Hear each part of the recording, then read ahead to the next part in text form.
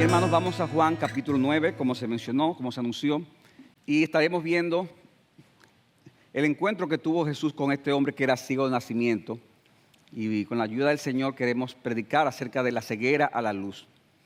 Hermanos, tomando en cuenta este pasaje, hay una idea general que yo quiero que se quede en su mente a lo largo del sermón, y que encuentra su explicación más detallada al final de este capítulo, y es el hecho de que el ministerio de la palabra de Cristo trae luz al que se reconoce como espiritualmente ciego, pero al mismo tiempo trae mayor ceguera al corazón endurecido. Yo voy a repetir esa idea. El ministerio de la palabra de Cristo trae luz al que se reconoce como espiritualmente ciego, pero al mismo tiempo trae mayor ceguera al corazón endurecido. Yo quiero que veamos, hermanos, este pasaje en 4 encabezados: el milagro de la sanación del ciego, en primer lugar; en segundo lugar, las reacciones provocadas por la sanación del ciego; en tercer lugar, el reencuentro de Cristo con el ciego; y finalmente, el significado de la sanación del ciego. O sea que estos son los 4 encabezados que los que están tomando nota lo vamos a repetir en la medida que desarrollemos el mensaje. Veamos en primer lugar, hermanos, el milagro de la sanación del ciego. La idea no es, hermanos, leer de nuevo todo lo que ya se ha leído aquí, pero podemos notar, hermanos, cómo en esta historia se menciona de una forma aparentemente fortuita que Jesús se encuentra con este hombre. Y era común, hermanos, en esa época el pensamiento de que los infortunios de la vida eran normalmente consecuencias directas de acciones pecaminosas, sean personales o sean familiares. Y por eso es que en el versículo 2 los discípulos le preguntaron a Cristo: Rabí, ¿quién pecó, este o sus padres, para que naciera ciego? Hermanos, algunos comentaristas inclusive entienden que la pregunta partía de una creencia entre los judíos de que uno podía pecar incluso en el seno materno, y que nació ciego por causa de los pecados que cometió mientras estaba en el vientre de la madre. Ahora, hermanos, no siempre las aflicciones que vienen a nuestras vidas son fruto de alguna acción pecaminosa que nosotros cometemos. Algunas veces sí, pero no siempre. Muchas de las cosas que suceden en nuestras vidas sabemos que son fruto de la realidad de que vivimos en un mundo que sufre los efectos del pecado en sentido general, pero que pueden ser usados soberanamente por Dios para glorificarse de forma que muchas veces no esperamos. Y por eso Cristo le responde a sus discípulos: ni este pecó ni sus padres, sino que él está ciego para que las obras de Dios se manifiesten en él. Es increíble cuánto tiempo puede gastar una persona en buscar el origen de sus males. ¿Por qué me pasa esto a mí? Y ese indagar eso es para al final lamentarse o para poder culpar a otro de su situación. Pero fácilmente podemos olvidar que lo más importante que podemos hacer en una aflicción o una enfermedad es decir: Señor, ¿de qué forma tú quieres que esta aflicción en mí manifieste tus obras? Vamos, esa es la pregunta más importante que tú tienes que hacer cuando estés en medio de una prueba, una aflicción. ¿De qué forma, Señor, tú quieres que a través de esta aflicción yo manifieste tu obra, tus obras? Porque, hermanos, no se trata principalmente de ti o de mí. Se trata principalmente de cómo Dios se ha de glorificar en tu vida y cómo en la gloria de Dios tú vas a encontrar tu bienestar. En el caso de este ciego de nacimiento, el Señor mostraría su actuar divino de forma soberana para, por medio de ella, traer importantes verdades que iban más allá de la sanación de sus ojos físicos. Él es Cristo, la luz del mundo, como leíamos en el versículos 4 y 5. Esa luz física que recibiría daría testimonio de la luz espiritual que es el Señor. Pero Cristo vemos que decide operar esta señal de una manera, hermanos, que lucía poco higiénica y hasta humillante para este hombre. Óigame, él coge tierra, arena, lo llena de saliva, y hace ese barro mezclado con saliva, coge, viene y se lo pega en los ojos, se lo pega en la cara. O sea que ahora está ciego y sucio ahora. Pero no solamente está ciego y sucio, sino que le dice: ahora mira, ve y lávate el estanque. Pero él todavía está ciego. Entonces ustedes se imaginan, ciego, sucio y caminando ahí para que lo ayudaran a llegar al estanque. Óigame, eso debió haber sido humillante para este hombre. Pero, hermanos, cuando una persona tiene un corazón creyente y humilde, no importa las condiciones ni los reclamos que le haga Jesús, él hará todo lo que Cristo le pida, aunque eso parezca humillarlo. Porque, hermanos, si Cristo nos humilla es para exaltarnos y para mostrar su gloria en nosotros. Y es a partir de la realización de este milagro que vemos entonces las reacciones que provocó en la multitud. Y eso es lo que quiero que hagamos en segundo lugar. Las reacciones provocadas por la sanación del ciego. Nosotros vemos la reacción de los vecinos, en los versículos 8 al 12, que ya el pastor Sujel leyó. Ellos estaban perplejos, sorprendidos por este milagro. Algunos hasta dudaban de su identidad. Y este hombre tiene que explicar cómo Jesús fue sanado por Jesús. Pero a partir del versículo 18 nosotros vemos la reacción de temor que tuvieron sus padres, que también se leyó. Versículo 18. Los judíos no creyeron que había sido ciego y que había recibido la vista hasta que llamaron a los padres del que había recibido la vista. Le preguntaron, ¿es este tu hijo el que ustedes dicen que nació ciego? ¿Cómo es que ahora ve? Ahora, hermanos, los padres de este ciego, que había sido ciego, ya estaba sano, sabían que esta pregunta era comprometedora.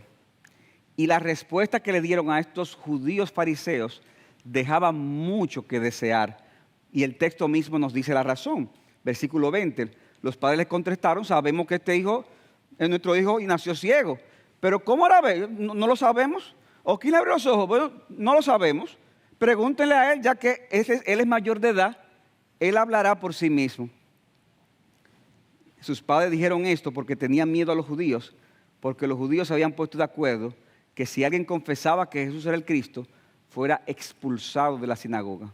Por eso dijeron, él es mayor de edad, pregúntenle a él.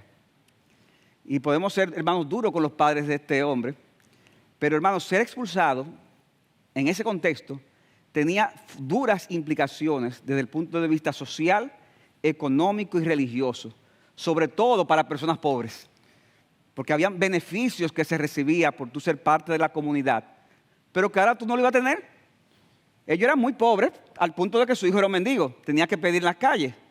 Imagínense si a eso le añade que iban a ser expulsados estos padres, ¿cómo iban a vivir? Pero aún así, mis hermanos, estos padres debieron estar más preocupados por decir la verdad de este maravilloso milagro hecho por Cristo a su propio hijo, aún a pesar de las consecuencias. Pero ellos prefirieron mentir. Ellos mintieron.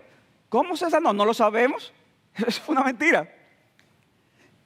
Ellos prefirieron, hermanos, no meterse en eso, a pesar de que su hijo de sus entrañas, que nació ciego, ahora veía completamente y claramente.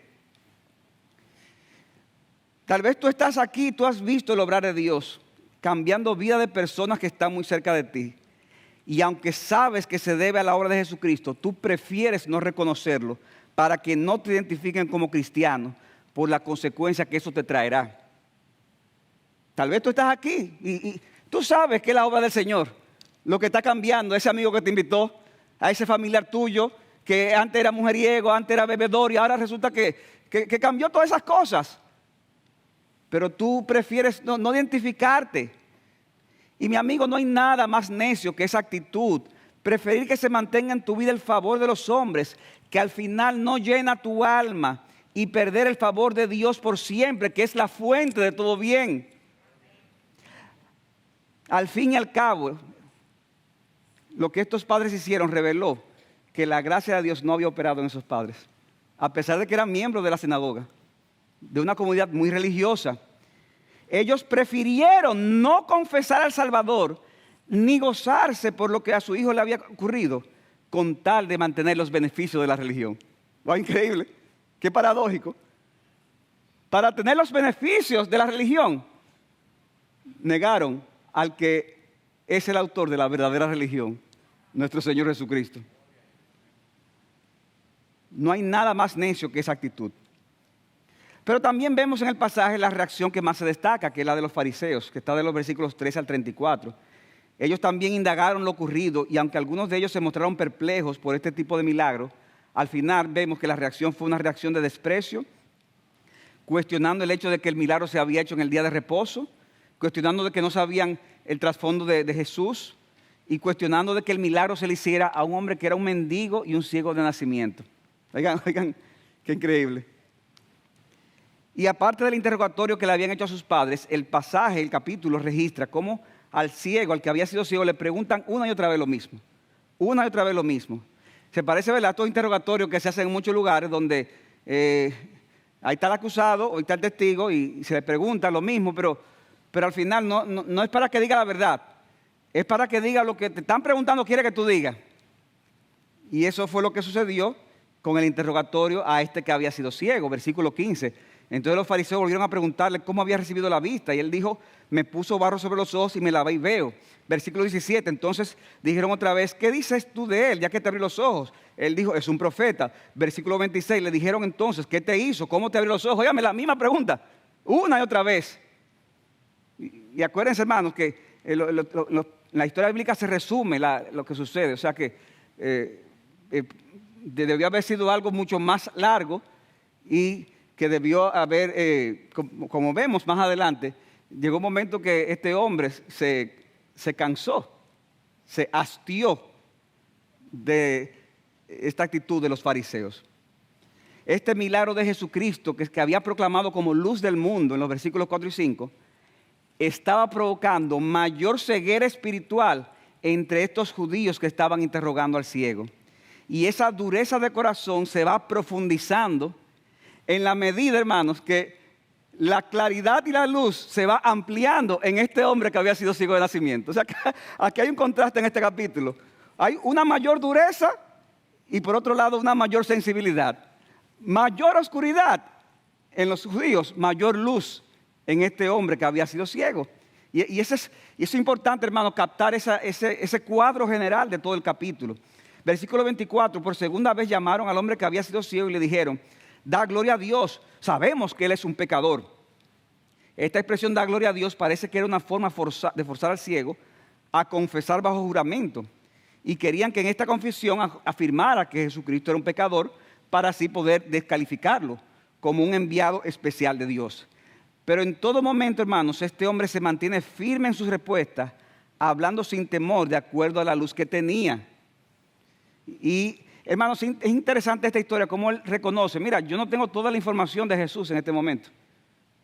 Porque le estaban preguntando una serie de detalles, pero dice el versículo 25, podemos leer ahí.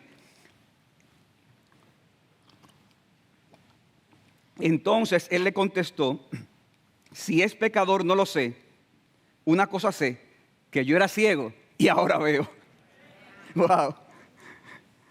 Muchas veces, hermanos, podemos dar testimonio de los milagros que han ocurrido en nuestras vidas como forma de testificar a las personas de quién es Jesucristo, a pesar de que no tengamos toda la información bíblica necesaria, ni todos los argumentos apologéticos, ni todos los argumentos para responder todo y cada una de las interrogantes que tenga esa persona. En ese sentido, mi hermano, mira qué tremenda oportunidad Dios te concede de decirle al mundo cómo fue tu vida en el pasado y cómo Cristo te resucitó, cómo Cristo te salvó. Yo recuerdo hace varios años que aquí estuvo predicando Pastor Otto Sánchez, muy querido por nosotros, y nos recuerdan una anécdota que él decía de un hombre que salió que era, parece, cobrero y sudoroso, cansado del día, se montó en una guagua pública y la guagua pública comenzó a repartir unos trataditos y había un señor ahí muy preparado, muy inteligente y comenzó a decirle, pero ven acá, tú lo que eres un ignorante, ¿tú has leído acaso a Marx? ¿A quién? ¿Tú has leído a Engel? ¿Tú has leído a fulano? Y comenzó a decirle varias cosas. Y al final ese señor obrero que no podía responder a esas cosas, lo que le dijo fue, mira, yo no puedo responderte a muchas cosas, la guagua llena de gente, yo no te puedo responder a muchas de estas cosas que tú has dicho. Ahora, yo sí sé varias cosas. El Señor te ama, Cristo murió por nuestros pecados, y si tú no te arrepientes, te vas para el infierno. Hermano, dice que fue tan enérgico que toda la guagua aplaudió, todo el mundo aplaudió, y el tipo dijo, déjenme aquí. Porque, hermanos, a veces lo necio y lo vil de este mundo, Dios lo usa para avergonzar a los sabios. No te preocupes por necesariamente conocerlo todo para predicar la palabra. Predica la palabra. Que ella es poder de Dios para salvación a todo aquel que cree.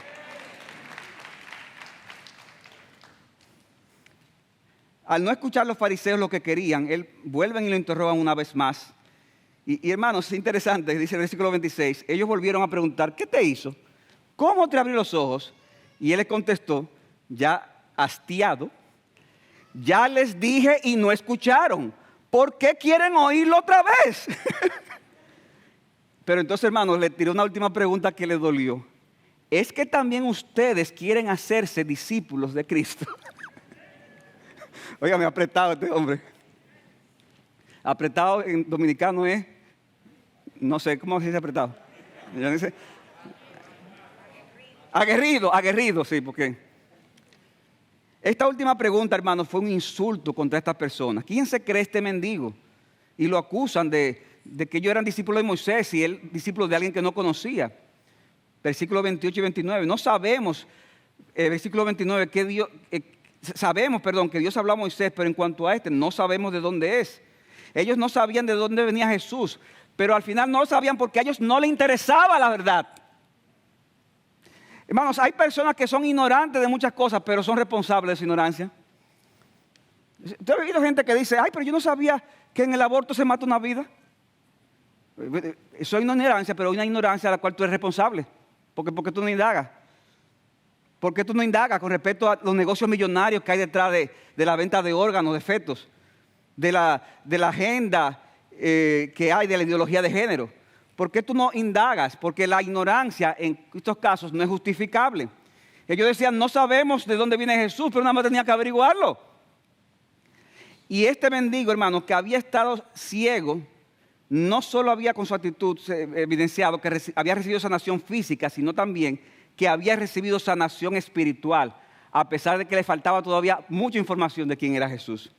Y por eso, hermanos, de una forma contundente, le responde a estos sabios y le dice, versículo 30, el hombre le respondió, cuando le dijeron, este hombre no sabemos de dónde es, le dicen los fariseos. Él dice, pues en esto hay algo asombroso, que ustedes no sepan de dónde es y sin embargo a mí me abrió los ojos. Sabemos que Dios no oye a los pecadores, pero si alguno teme a Dios y hace su voluntad, a este oye. Hermano, es el ciego que está hablando, el mendigo. Desde el principio jamás se había oído decir que alguien abría los ojos a un ciego de nacimiento. Si este viniera de Dios no podría hacer nada. Wow, qué poderoso testimonio le está dando este hombre que era completamente inculto a hombres que eran totalmente cultos. Aquí vemos, hermanos, de una vez más, como decía, Dios usando lo necio de este mundo para avergonzar a los sabios. Lo necio de este mundo para avergonzar a los sabios. Recuerdo la conversión de Spurgeon, como a los 15 años se había leído no sé cuántos puritanos, había ya escrito algunos artículos, inclusive ya hasta había ganado almas para Cristo sin ser creyente. O sea, una cosa impresionante. Y por un problema atmosférico no llegó ese domingo con 15 años a la iglesia de su abuelo que iba a predicar, o su papá, ahora no recuerdo. Y cuando se para en una iglesia, capilla metodista pequeña, cuando entra, el predicador que le tocaba ahí tampoco fue, porque la nevada no le permitió. Y se levantó un zapatero sin ningún tipo de preparación, abrió la Biblia en Isaías, en el texto que decía, mirad a mí, sed salvo todos los confines de la tierra. Y dice Spurgeon, mientras ese hombre predicaba la palabra, y hasta me señalaba, le dijo, joven, mírese usted. Y Spurgeon dice, yo me estaba mirando, fue que no me arreglé bien. Pero al final entendió, y él miró a Jesucristo. Un pobre zapatero, el instrumento de Dios para salvar a un gran predicador. Porque lo necio, hermano civil, escogió Dios. Y bienvenido al mundo de los necios y los viles. Somos todos eso. Pero instrumentos en la mano del Señor para hacer grandes cosas. El hombre le dice que Dios no escucha la oración del pecador. Como aclara Juan Carlos Crail, no parece necesario atribuir a sus palabras el significado de que Dios no desea escuchar las oraciones de los pecadores que sienten sus pecados y claman a Él pidiendo perdón. La frase se aplica a los pecadores que no sienten sus pecados, que viven en el pecado y que no se arrepienten.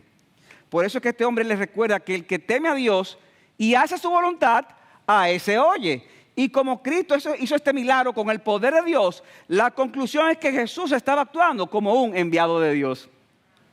Y como dice este otro autor, Leon Morris, este hombre ha presentado un razonamiento muy completo. Toda esta reflexión no está nada mal para alguien que había sido mendigo toda la vida y presumiblemente no había tenido acceso a una formación académica ni dialéctica. el poder de Dios, hermanos, obrando en la vida de este hombre. Leía una anécdota que decía Martin Lloyd-Jones de un gran avivamiento que hubo en Gales en el siglo XIX, que duró varios años. Y dice, lo impresionante de ese avivamiento fue que el hombre que Dios más usó fue alguien que era una persona muy ordinaria, y de repente un día se levantó y esa persona sintió que no era el mismo. Y de repente comenzó a predicar con un poder la palabra de Dios. Y dice él, ese fue el principal instrumento donde cientos, miles de personas vinieron a los pies de Cristo. Y como por 2 años estuvo ese hombre predicando y las almas viniendo a los pies de Cristo. Y después de 2 años y tanto, un día se acostó y se levantó y dijo, ay, soy el mismo de la otra vez hace 2 años. Volvió a la normalidad. Porque, hermanos, es el poder de Dios en nosotros, que nos da palabra, pero nos da palabra de una manera soberana, como Él quiere y cuando Él quiere, en la manera que quiera. Gloria a Dios por eso, hermano. Y el Señor le dio palabra a este hombre para decir lo que dijo. Y por eso en el versículo 34 dice, respondieron ellos, dijeron, tú naciste enteramente pecado y nos enseñas a nosotros. Y lo echaron fuera. Y hermano, esto que le echaron fuera, no fue que le dijeron, véteme de aquí. Es que la amenaza que le hicieron que sabían sus padres, la aplicaron sobre este hombre. Como dice Donald Carson, el comentario lo echaron fuera sugiere que lo que sucedió fue la excomunión que los padres del hombre temían, no meramente la expulsión del lugar donde tenía lugar la discusión. De modo que este hombre pagó la consecuencia de dar testimonio de Cristo al quedar prácticamente excluido de todo lo que el judaísmo representaba. Pero hermano, la historia no termina ahí. Y ahora vemos la conversación más importante que tuvo este hombre, que es lo que nos lleva a nuestro tercer punto, el reencuentro de Jesús con el ciego de nacimiento. A partir del versículo 35. Luego de él haber sido sanado, el ciego no se había encontrado con Jesús. O sea, él nunca lo había visto todavía físicamente. Pero hermano, nuestro Señor se le acerca, luego de que él sufrió el escarnio por dar testimonio público a favor de un Cristo que él no conocía personalmente. Ahora este ciego sanado se reencontraría con aquel que le dio la vista a sus ojos, pero que sobre todo había abierto sus ojos espirituales. Y dice el versículo 35, Jesús lo vio que lo habían echado fuera y hallándolo le dijo, y hermano, a mí me impacta de verdad esta forma de Cristo acercársele. ¿Crees tú en el Hijo del Hombre? ¿Crees tú en el Hijo del Hombre? Y él, que no tenía toda la información todavía en ese momento, responde, ¿y quién es, Señor, para que yo crea en Él? Dime dónde está, que ya yo sé lo que Él hizo a mi vida y yo quiero ahora demostrar públicamente el resultado de ese cambio que hizo en mi corazón. Y Jesús le dijo, pues tú lo has visto y el que está hablando contigo, ese es. Este hombre que había sido un mendigo y ciego toda su vida, con todas las penurias que implicaba, una vida llena de carencias, de otras posibles enfermedades, de desprecio, ahora que tiene la oportunidad, y ahora que tenía la oportunidad, de rehacer su vida de una manera increíble por esta sanación milagrosa, entonces lo que sucede es que lo expulsan de la comunidad judía, lo que implicaba que iba a perder muchos privilegios que podía haber tenido, como ya vimos. Probablemente sus mismos padres, hermanos, sus padres y otras personas allegadas evitarían juntarse con él para no correr la misma suerte de la expulsión. O sea que vemos una persona que es sanado y ahora en algunos aspectos la situación está peor. De modo que lo que debía ser un motivo de intensa alegría y emoción podría convertirse en una situación de tristeza y depresión. Pero mis hermanos, cuando somos desechados por el mundo, entonces somos recibidos por el Salvador. Y cuando somos recibidos por Jesús, tenemos entonces un mayor conocimiento de su persona para que así nuestra fe en Él esté mucho mejor fundamentada. En ese momento, el conocimiento de este hombre sobre quién era Jesús creció dramáticamente. Y su respuesta no fue cuando Cristo le dijo, soy yo. Ay, qué bueno que te encuentro, porque mira, tú sabes lo que yo he pasado. Y comenzar a contarle sus problemas de cuando él era ciego. Tampoco su reacción fue contarle de los problemas que estaba padeciendo ahora. Hay personas que te dicen que Cristo lo ha cambiado, pero cuando tú hablas con ellos, se la pasa hablando de todo lo malo que le ha venido a su vida. Ay, mira, yo soy cristiano, pero yo he sufrido tanto. Está bien, tú has sufrido, pero es que ha sido muy grande. Sí, el Señor me ha cambiado, pero es duro, no es fácil. Entonces, pero dime algo, es que mis hijos. Este hombre no tomó ese momento para contarle todos sus problemas. Aunque hay lugar para contarle a Cristo nuestros problemas. Cuando tenemos un encuentro con Jesús así de especial, hermanos, la única respuesta digna es poner toda nuestra confianza en Él y adorarlo con todo el corazón. Adorarlo con todo el corazón. Dice, Él entonces le dijo, creo, Señor. Y le adoró. Y le adoró. A diferencia de otras sanaciones, hermanos, ya por Cristo, en esta sanación se operó no solamente un cambio externo, sino que también se operó un cambio interno. Mi hermano, ¿cómo reaccionas tú cuando por tu fe tú recibes el desprecio aún de los seres más queridos? Y quizás hay aquí personas que algunos de sus seres queridos aún lo han abandonado. ¿Cómo reaccionas tú? ¿Cómo reaccionas tú cuando por decir la verdad pierdes la oportunidad de un trabajo, de una promoción, de un aumento salarial o de un reconocimiento? Y mis hermanos, yo no estoy hablando aquí de cosas abstractas. Yo sé muy bien de lo que estoy hablando, mis hermanos. Y por eso yo te repito la pregunta, ¿cómo reaccionas tú? ¿Cómo reaccionas tú cuando a pesar de haber sido desechado por el mundo, de haber recibido una gran aflicción, tú sabes como quiera que la presencia de Cristo es real en tu vida? ¿Cuál será tu respuesta? La única respuesta digna es que en ese momento contemples a Dios y te postres y le adores con todo tu corazón. ¿Qué importa lo que haya pasado?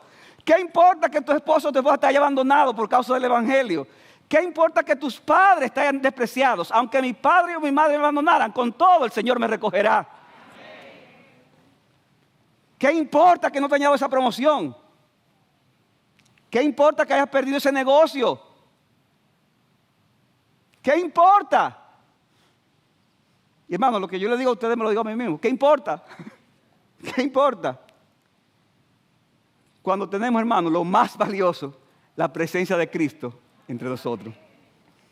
Cristo entonces, mis hermanos, pasa a explicar el significado de este milagro, y eso nos lleva a nuestro cuarto y último encabezado. El significado de la sanación del ciego. Versículos 39 al 41. Y hermano, todo esto que hemos hablado, al final es una ilustración para lo que Cristo va a decir ahora. O sea, el significado esencial del pasaje está en los últimos 3 versículos. Dice Cristo, versículo 39, en su primera parte, yo vine a este mundo para juicio. O sea que Cristo declara, luego que el que era ciego lo adora, Cristo declara esta señal de la sanación, que esta señal de la sanación del ciego representaba un juicio para el mundo. En otras palabras, aunque el propósito primario de Jesús al venir al mundo fue traer salvación, el hecho de que algunos lo aceptan y otros lo rechazan también resultará en juicio para estos últimos que finalmente lo rechazan. Y Cristo explica esta distinción al decir que Él vino, dice, yo vine a este mundo para juicio. Oigan esto, para los que no ven, vean. De la ceguera a la luz. Pero también vine para que los que ven se vuelvan ciegos. Wow. Hermanos, esta declaración es impresionante. Y esto se refiere, hermanos, a visión espiritual. Ya que el Señor en ningún momento vino a nadie a quitarle la vista física. En otras palabras, este relato de la sanación del ciego nacimiento es una representación, fue un hecho real, pero representa la obra espiritual que hace Cristo en los corazones de los hombres. Así como el Señor hizo físicamente con este hombre, de igual manera hace con aquellos que están ciegos espirituales. El hombre en su estado natural no puede ver la hermosura del Señor porque está ciego espiritualmente hablando. Andan a tientas y tropezando. Como dice 2 Corintios 4:4, el Dios de este siglo ha cegado el entendimiento de los incrédulos. ¿Para qué? Para que no vean el resplandor del Evangelio, de la gloria de Cristo, que es la imagen de Dios. Están ciegos, espiritualmente hablando. Pero de repente sucede un milagro en la vida de esos ciegos. Pablo dice en 2 Corintios 4:6, pero Dios, que dijo que de las tinieblas resplandeciera la luz, que dijo que de las tinieblas resplandeciera la luz en la creación, Él es la luz del mundo, versículos 4 y 5, del capítulo 9 de Juan, dice, es el que ha resplandecido en nuestros corazones para la iluminación del conocimiento de la gloria de Dios en la faz de Jesucristo. Hermanos, ¿qué privilegio tuvo este ciego que adoró a Cristo directamente? Para nosotros es igual. Para nosotros es igual. Porque Cristo es real y se hace real a través de la exposición de su palabra. Y aquí está esta persona escuchando un sermón, leyendo la palabra, escuchando el testimonio de alguien y tal vez no capta nada de lo que oye, de lo que lee. Pero de repente Dios dice, sea la luz. Y esa persona entonces comienza a oír la palabra de una forma distinta. Comienza a entender lo que antes no entendía. Comienza a sentir un anhelo en su interior que antes no sentía. Ahora anhela tener comunión con Dios. Anhela estar con la iglesia escuchando la palabra de Dios. Disfruta las conversaciones que antes desechaba. Desecha las conversaciones que antes tenía. Se entristece por el pecado que ve en otros y aún en su propio corazón. Los confiesa a Dios y busca agradarle. Y puede decirle al mundo, antes yo era ciego, pero ahora veo. Veo a Dios, a Cristo y a su gloria. Una de las personas que se van a bautizar en nuestro próximo bautismo, una joven que tenía muchas luchas con el tema de que no entendía el tema del evangelio, a pesar de ser hija, venir de una familia cristiana, y yo tuve varias citas. Y hermanos, yo me sentía frustrado porque yo le explicaba, yo no sé de cuántas veces, y al final le decía que yo tengo dudas, yo tengo luchas, es que yo no estoy segura.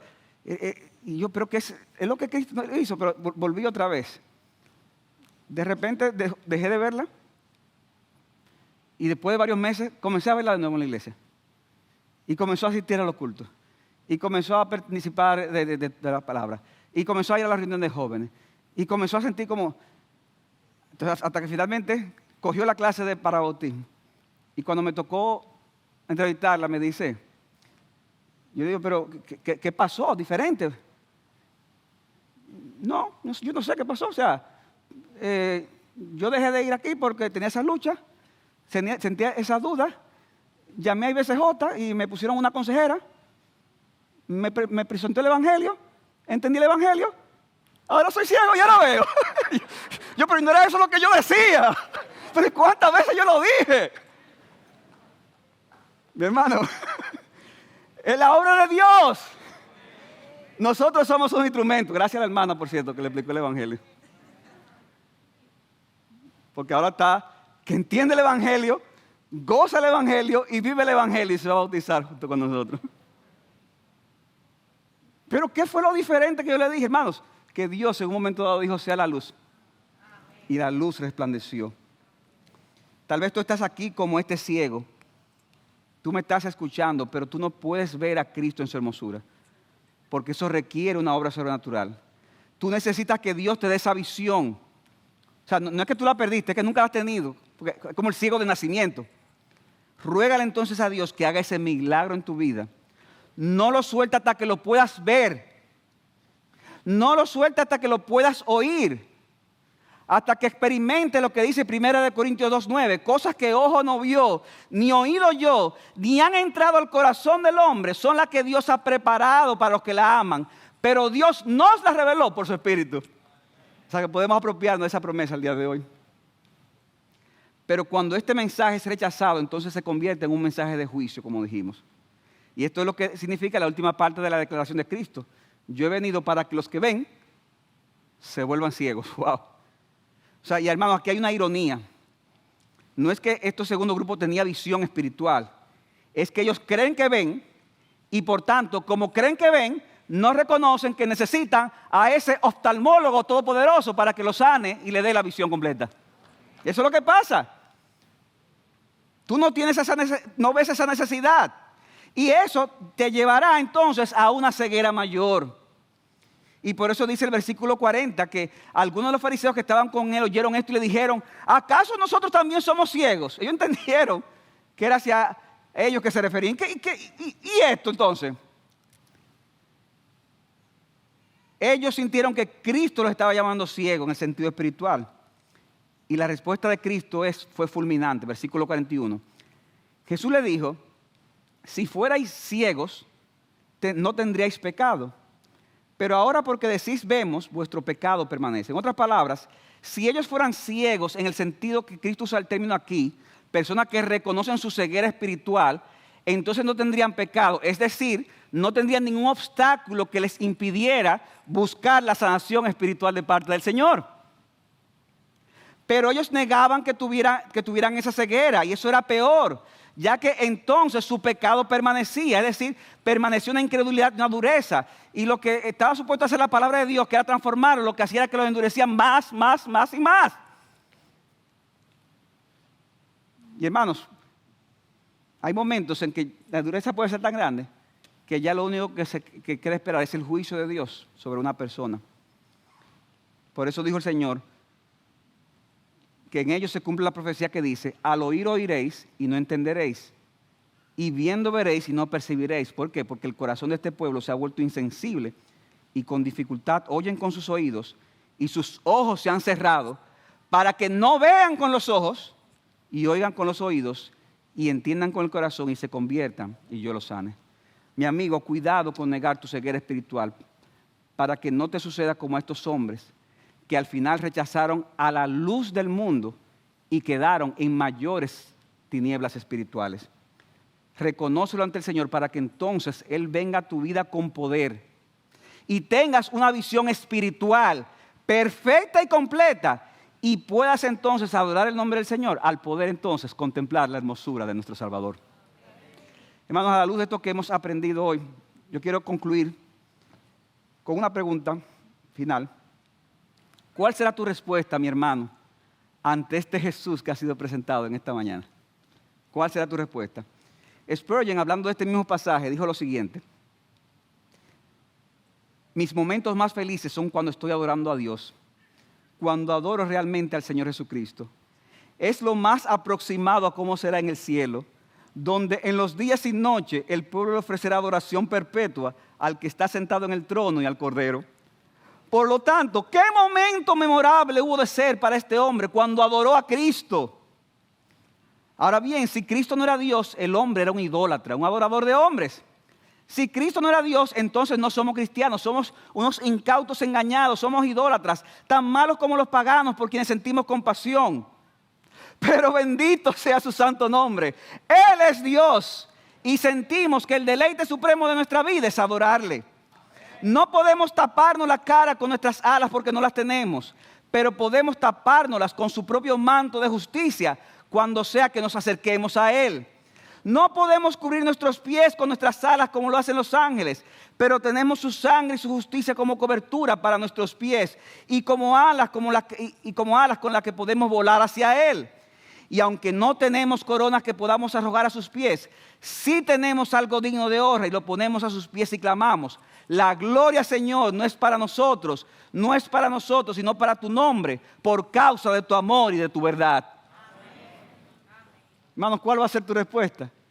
Que sea esta tu respuesta y mi respuesta ante este Jesucristo que ha sido presentado hoy en esta mañana. Gloria sea el nombre.